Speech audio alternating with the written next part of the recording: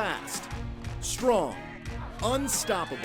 For 3 years, opponents have struggled finding the words to describe Luke Gonsioroski almost as much as they've struggled defending him.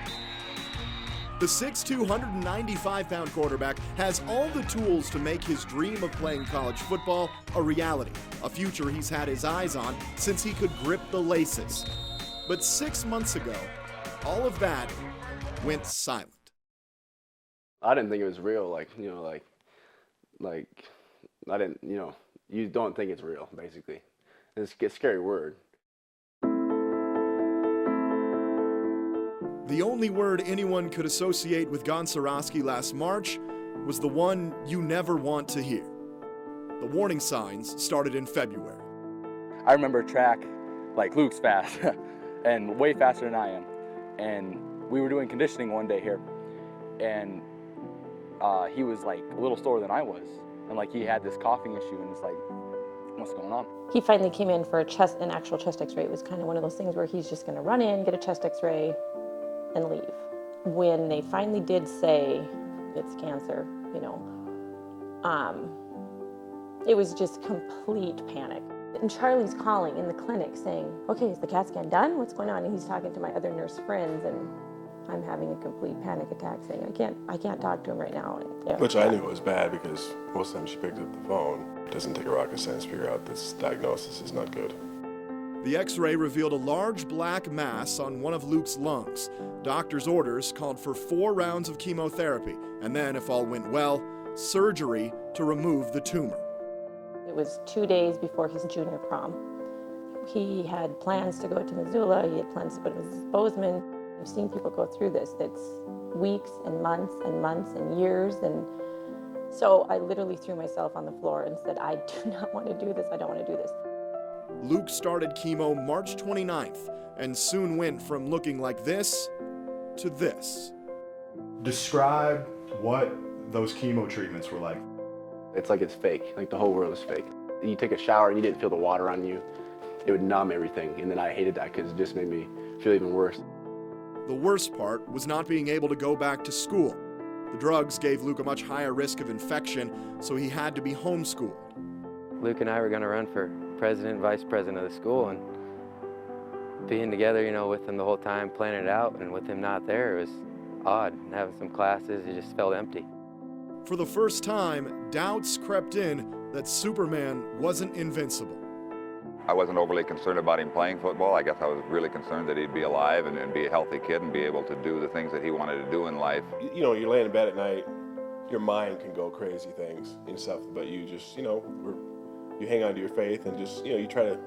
Luke was probably better than I would say we were. There was no doubt in his mind.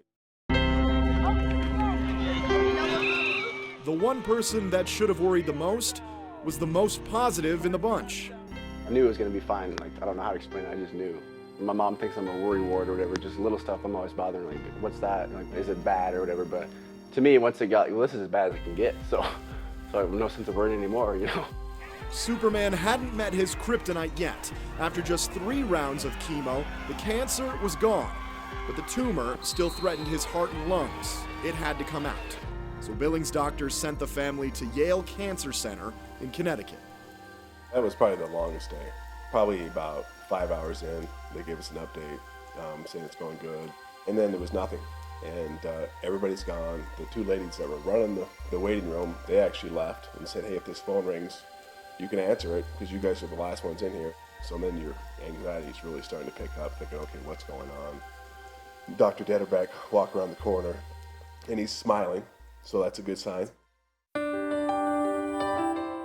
After 16 hours, doctors were able to remove this, an 8-pound tumor in the top lobe of Luke's right lung. His first question when he woke up? My dad was sitting next to me, like, I was in the bed and I had a breathing tube, and the first thing I said, like, I couldn't talk. I was like freaking out, like, sort of. Right. And then so I had a pen and I wrote to him. I was like, can I still play football? I'm like, did they get it all? And he's like, yeah, and yeah. By July, Luke was throwing again. By camp in August, running again. And on September 2nd, leading his Baker Spartans into their season opener. And a senior quarterback, number 5, Luke Gonsioroski. The ground was shaking. Sometimes you couldn't see because you had maybe watered up your eyes a little bit during that time too. The outpouring from the people across the state was, we cannot say enough about that. That is literally what got us through it. We came home and the counter was full of cards, footballs from other teams, you name it, boxes. Talk about tears. But nothing could compare to the generosity of their hometown. Days after Luke's surgery, a devastating tornado ripped through Baker while the family was still in Connecticut. The Gonsioroskis were sick, but again, the Spartans picked them up. I remember feeling for the poor town and the people, like, how much more can these people give? And they just kept giving. You talk to them and then you'd be like, how's Luke? They just went through this huge, horrific storm and tornado, and the house is demolished, and they wouldn't even worry about their house. They'd ask how Luke's doing. Is he gonna play football? The man who could answer always had the same one.